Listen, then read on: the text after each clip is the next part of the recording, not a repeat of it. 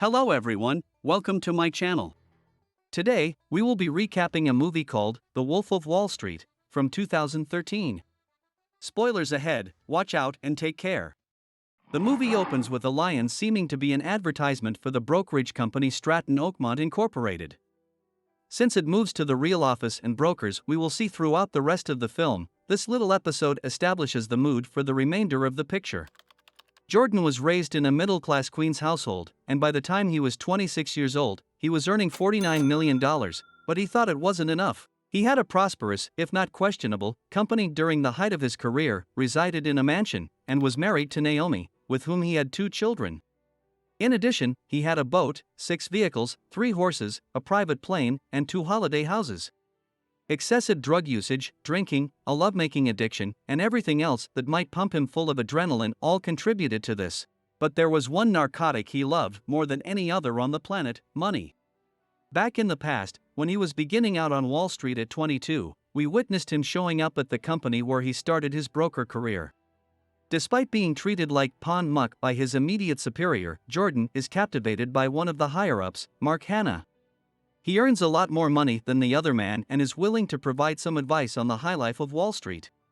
When the stock market opens, Jordan loses it when he sees what the trading floor is like. The sheer intensity of the adrenaline brought on by money has him hooked in a matter of seconds. Jordan is then taken out to lunch with Hanna, who gives him career-related advice. He informs him that gaining money as a broker isn't about making his customers wealthy but himself, except for the drugs and lovemaking that should help him focus better on the numerical game. A broker's duty is to sell his customers' fantasies in the vulgar poetry of Wall Street money-making while putting real money in his pockets. Jordan, the youngster, still has some moral reservations about that idea, but as we will see, he quickly grows over them. Jordan spends the next 6 months learning the ins and outs of the industry as he prepares to get the license that would enable him to purchase and sell stocks on the market. Unfortunately, the stock market plummeted on what is now known as Black Monday, leaving him and many others without jobs on his first day as a registered broker. When he sees the lone job post in the newspaper that calls for stockbrokers, it may not seem well for him as he sits at the dining table with his first wife, seeking another career and discussing money. He enters the little business out of a strip mall with some reluctance given that he is aware of the situation of the market at that specific time. But what he discovers about penny stocks will alter his life in more ways than one. They only deal with penny stocks, the interviewer, who by comparison to his past co-workers appears like a terrible jerk, says. They are equities known as pink sheets, held by businesses that lack sufficient money to sell their shares for pennies on the dollar. Jordan is a little perplexed about how everything works until the guy informs him that he will get a 50% commission. Selling such equities seems to fall into a legal limbo, which would be advantageous to Jordan. Before it doesn't. Jordan, a natural-born salesperson, learns fast that he can profit much more from penny stocks by openly deceiving his customers to extract more money from them while also impressing his colleagues. Jordan earns more money in no time, which attracts the attention of Donnie Azoff, one of his neighbors. Donnie is ready to leave his work immediately if Jordan employs him after learning Jordan's salary. Jordan accepts his invitation, and at the restaurant where they originally met, their long-lasting professional connection starts. Additionally, Donnie is the one who initially introduces Jordan to narcotics. Soon after, the two of them decide to launch their business, so Jordan begins hiring some of the salespeople he knows. Even though the majority of these individuals were low-level drug traffickers, Jordan was certain that he could still turn them into brokers. The only one with genuine salesperson skills among the 4 guys seated at his table is Brad. Despite this, he has no interest in becoming a broker since he currently runs a marginally profitable Quaaludes company. He gives these guys a pen and asks them to sell it to him while he tries to persuade them to work for him. This is the ultimate salesman test. Brad picks up the pen. He knows right away that what has to be done is to establish supply and demand, giving Jordan the opportunity to teach the others a lesson that they will ultimately learn but will take some time to do so.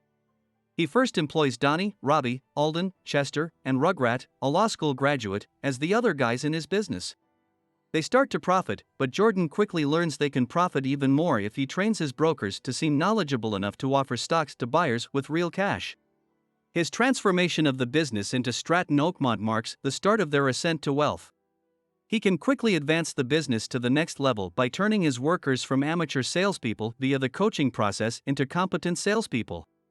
Additionally, they quickly expand in size, putting them on the FBI and Forbes magazine's radar. Forbes refers to him as the Wolf of Wall Street after seeing through his deceptive Robin Hood game where he transforms low-income individuals into ruthless brokers who are just interested in stuffing their own coffers and, most importantly, it is his. The publication was unable to foresee that they would turn him into a celebrity and aid an incoming stockbroker who was trying to join his game and enhance the growth of his firm. He describes his company as turning into a madhouse with equal parts narcotics, testosterone, and bodily fluids. Jordan even hires his father as an enforcer to work for him in order to prevent the group from going entirely insane from excess spending and vice. The action then cuts to one of the Staten Oakmont parties, when Jordan's life undergoes yet another change. It is said that this celebration would completely transform both his personal and business lives. First and foremost, we see him submerged in Quaaludes, or simply ludes, his favorite narcotic. He and his friends have developed a whole technique that they can employ to their full advantage when coming up with profitable ideas. The second significant event during the party is when Donnie comes up with one of those concepts when everyone is in a drug-induced creative mood. He suggests the name Steve Madden, a former high school friend who has now become a well-known shoe designer and would shortly be in the film. The third crucial factor: Jordan first sees Naomi during the party and falls in love with her right away. Before he divorces his first wife, they start dating and stay together till she learns. Once he delivers the divorce papers, he immediately puts Naomi into a spacious apartment. At this stage in his life, he already begins to engage in questionable behavior, such as having Brad and other individuals own shares in his name. He referred to them as rat holes. Jordan would raise the stock's price, Brad would sell it and give Jordan the majority of the proceeds in cash. He engages Manny Riskin, a lawyer whom he refers to as the voice of doom, in order to avoid being detected by the Securities and Exchange Commission, SEC. In the meanwhile, he mistreats the SEC attorneys and bugs the workplace where he places them to learn about anything they could find questionable. He purchases shares of a business making its first initial public offering. At the same time, the SEC examines his paperwork, and he then engages in an unlawful act that earns his company huge profits. Monetary value. When the stock is made available to the general public, Jordan's business sets the first sales price and then resells those shares to their pals. Jordan responds that he will encourage him to live even more if he makes that much money. He marries Naomi and begins living the life that was described at the beginning. Jordan spends close to $2 million on an outrageous bachelor party in Las Vegas. In the Bahamas, he marries Naomi in front of all of his friends and business acquaintances. He meets Naomi's Aunt Emma during the wedding. She will become highly significant in his life a few years down the road. He gives Naomi the aforementioned boat, where they would spend their honeymoon, as a wedding present. They then return to one of the most expensive homes in the world, which is staffed by a variety of people, including maids, landscapers, and 2 guards who work in the neighborhood shifts. After a year and a half, his heavy drug usage and increasing urge for sex had already caused problems in his marriage. His work life was flourishing in the meanwhile. Donnie and Jordan already had a hidden 85% ownership stake in Steve Madden's business, whose IPO the company was finally launching. Legally speaking, a high proportion was illegal and was all in the name of Jordan's and Donnie's rat holes. However, they were both prepared to play the game and profit handsomely from it by pressuring the brokers they trained to sell the stocks aggressively. They were doing so well that the FBI's interest in the business was increasing at the same rate as the value of the Steve Madden stock. Agent Denham was already tracking their development as a company and their whole trip, noting how quickly Jordan's wealth was growing and how quickly they were rising to new heights. The money and the calls from the FBI, who were investigating to identify all of Jordan's potential contacts. Jordan becomes a bit anxious when the videographer who recorded his wedding calls tells him that the FBI has issued a subpoena for all the video evidence. He speaks with one of his counselors, a former police officer turned private investigator, and learned everything there is to know about Denham from him. The PI asserts that he is well aware of him and that, by making this last step, he is attempting to frighten him into making a foolish decision. Jordan asks the agent for a conversation on his boat despite the PI telling him not to handle the topic and to attempt to connect with the agency. Jordan starts the discussion, providing Denham with a comprehensive list of all of his connections, but then veers off course and tries to buy the agent over to his side. Denham plays the game for a while, waiting to hear what Jordan will say and how far he will go before cutting him off and stating that he is not interested in bribery. That makes Jordan enraged, and beginning followed by a panic attack on how and where he might hide his money from the federal government. The two of them were able to meet in Switzerland because of the fact that his friend Rugrat knew a Swiss banker from his days in law school. Is it essential to mention that Jordan's substance abuse issue became worse every day? He would be unconscious for the duration of the flight to Europe, and when they arrived in Geneva, he would still be restrained to his seat. Rugrat, Donnie, and Jordan visit the bank, where they meet Sorrel, the banker who will serve as their temporary savior. He swiftly introduces them to the brokerage regulations of Switzerland and provides them with recommendations about certain potential workarounds and loopholes. They would need to utilize one of Jordan's rat holes with an EU passport and create the account in their name to store money gained from stock fraud, rendering the account untraceable. Since the UK was still a part of the EU at the time, Jordan suddenly recalls Naomi's British aunt, Emma, who he used as a rat hole for his money. He has little trouble persuading the lady, who seems to be warming up to him for some reason.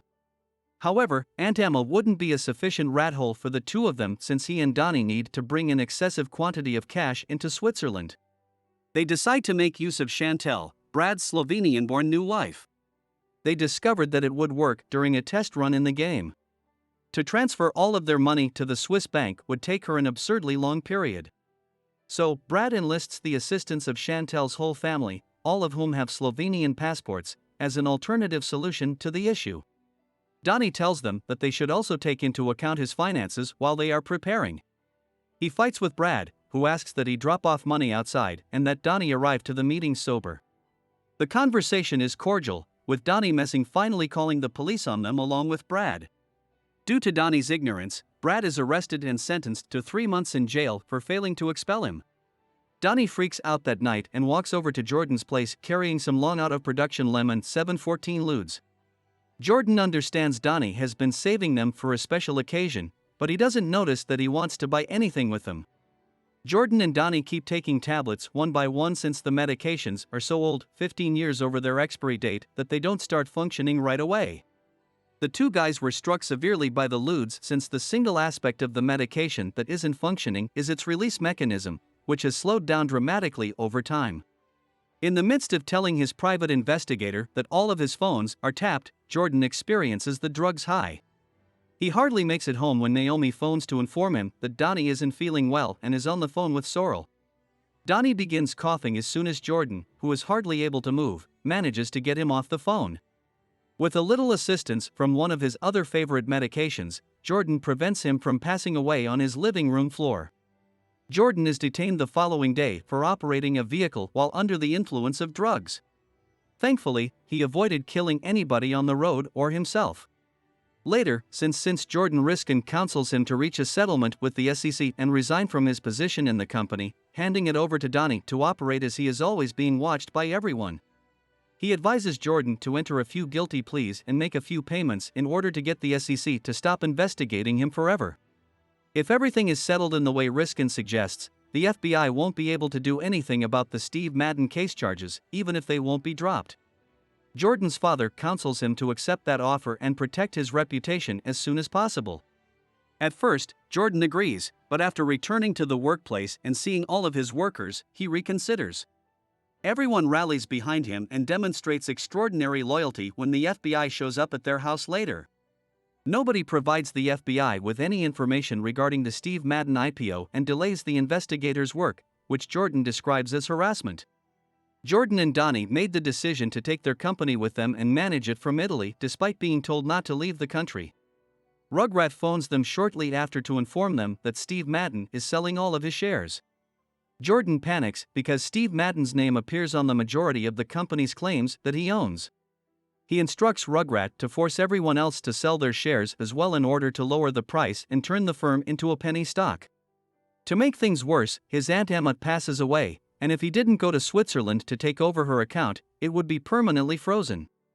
The boat runs into problems on the route to Monaco, from whence they would go to Switzerland, and they almost sink. Thankfully, the Italian Coast Guard prevents the deaths of Jordan, Donnie, and their families, but it doesn't stop the other issues from occurring. Jordan improves during the next 2 years, becomes sober, and establishes himself as a TV personality, but the FBI is still able to compile evidence against him and make an arrest. It seems that the banker was involved in other dubious activities on the side, but he gave up Jordan to save face with the authorities, which led to Rugrat and Sorrel being detained on American territory. Jordan is accused with crimes including money laundering and obstructing the course of law, and after posting bail, he is placed under house arrest.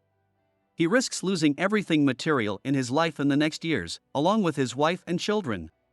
When the FBI begs him to inform on Donnie and the rest of his group, he resists since Donnie has promised to assist him financially.